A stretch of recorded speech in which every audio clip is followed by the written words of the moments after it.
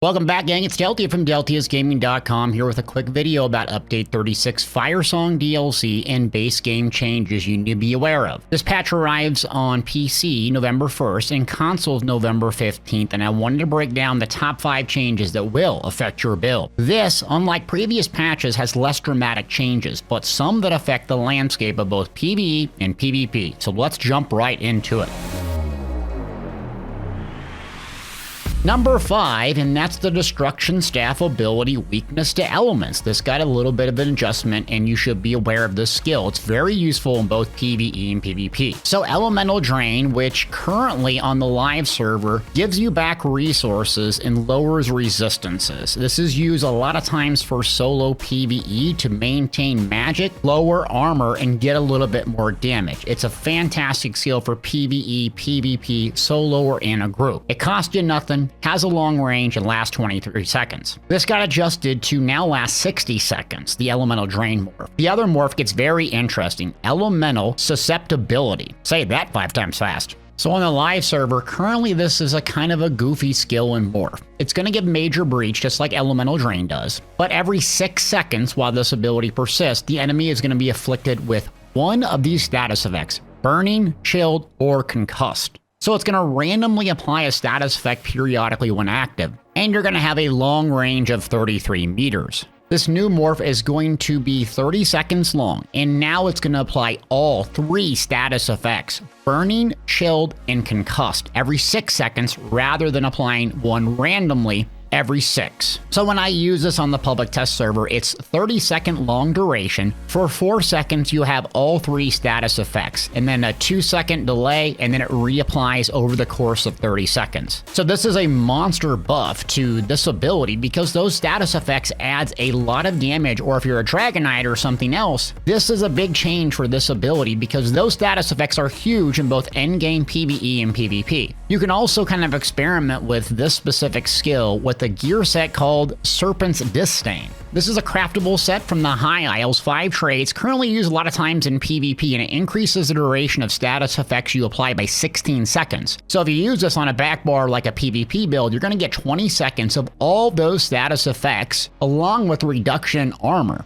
I tested this with the Force of Nature Champion Point passive, which increases your penetration for each status effect on a particular mob. That's also another CP slottable that I have used in endgame trials as a medium armor build. Consider this a really good skill in both PvE and PvP now, and I would experiment with the back bar setup and or if you're a healer in PvE. Next up is number 4, and that's the Templar Backlash skill. So this has 2 really powerful morphs right now and is kind of the bread and butter Templar Bursting Tool, both in Purifying Light, the magic morph, and Power of the Light. Currently what this does on the live server, it applies to one target. You can apply it to multiple targets. Typically you put it on a target that you want to burst down, whether a boss or another player. It soaks up damage like a balloon to a certain amount of cap, and then it has a final explosion. If you've met that cap, it hits extremely hard. It is the Templar's bread and butter bursting tool, and one of the last remaining playstyles for the Magplar is a range plar using this ability with beam, and it's still pretty strong, especially in PvP. Well, of course,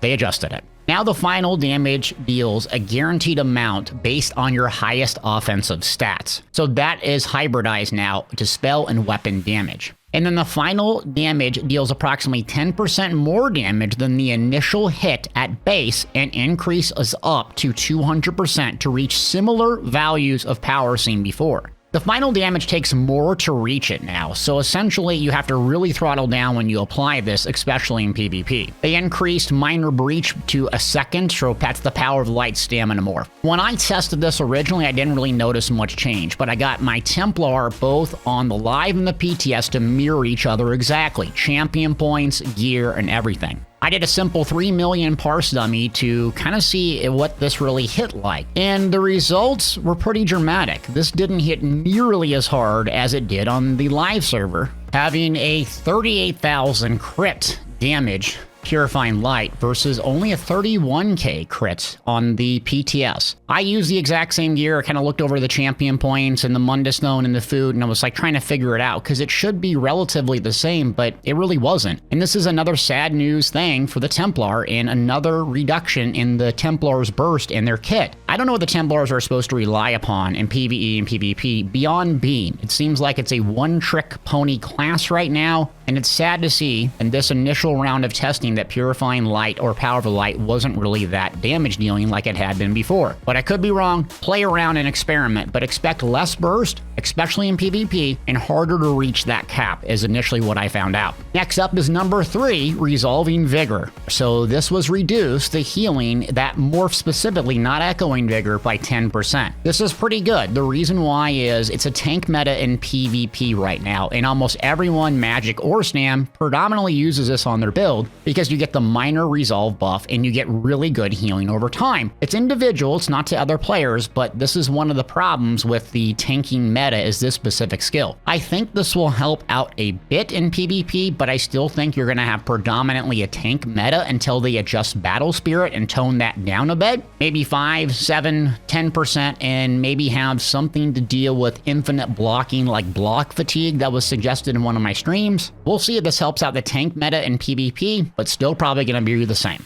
Next up is number 2, Occult Overload CP passive. If you don't know about Occult Overload, this is a passive currently that blows up for 12,800 damage and has a cascading damage effect. Well, Zoffs is trying to take out more PvP bombing, so they reduce the damage per stage significantly, and now this node applies a random status effect to enemies hit and adds a 1-second cooldown to prevent that cascading effect. Now the damage no longer has a maximum target cap of 6. How I use this CP passive is like an example like this. You can see you blow up a bunch of players and there's this cascading effect. This also works with grinding and PvE as well. You kill one mob, boom, they all go blow up. You can combine this with like Plague Break or Vicious Death and it has a similar effect. When I did on the PTS with just basically mobs, it still did pretty well, good for grinding, and I think this might still be used in PvP, but you can tell there's two things that ESO wants to remove from their game. One is bombing in PvP, and another is ganking. And unfortunately, if you love the bomber playstyle, this will hurt you quite a bit. And last but certainly not least, we have number 1, Lord Warden. The Warden got some massive changes in buffs. The first one up is Advanced Species. This passive now increases your critical damage done by 3% rather than your armor penetration by 990. I think the reason they did this, they want the light armor Warden to be a thing, specifically the Frostin to be a thing,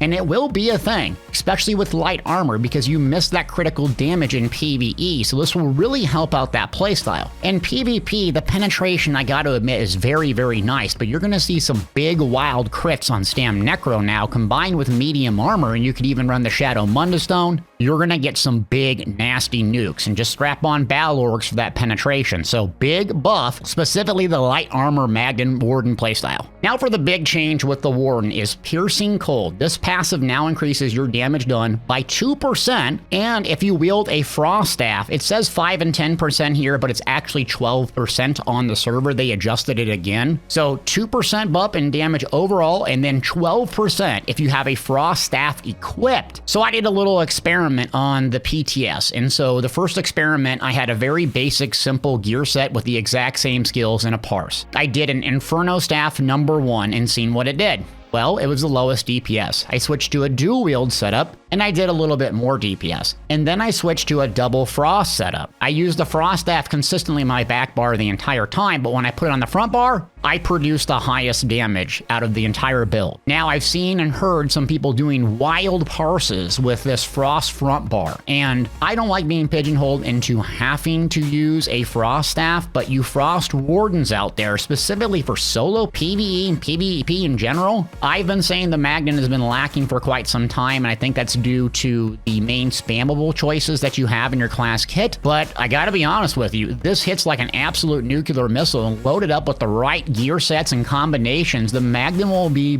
much improved in PvE and PvP. So I can't wait to get in there and test some of these magged-in builds and more to see kind of what we can come up with. And that's kind of all the big changes. Look, ESO Update 35 really set the community back. A lot of people left the game, including a lot of my friends, and it's unfortunate to see. I think Zoss got the message here like, hey, we're not going to do a whole lot of radical changes. I'm a bit unhappy with this patch. I would like to see the Templar not get completely gutted, revert the jab change. I would also see some DK changes, the Molten Whip, kind of reverting that change. Some other minor adjustments I think would have been good, specifically Battle Spirit for PvP, but this is what we got, and this is what we got for a very, very long time, because we're probably not going to get another balance and changing update until March. This will allow new or returning players to get caught up on gear, which is good. So Pillars of Nirn still worth getting, some of the other sets still worth getting and collecting. You can experiment and tinker with your builds and expect a big, huge update maybe around March, specifically balancing some of the things we've noticed. Also, I have a post on my website online with other changes such as housing, hide pets, target marker, armory system in PvP, and a lot more. Along with, I'll be updating my PvE and PvP tier list, especially with the Magnum probably moving up the list. If you got something out of this video, make sure to hit that like,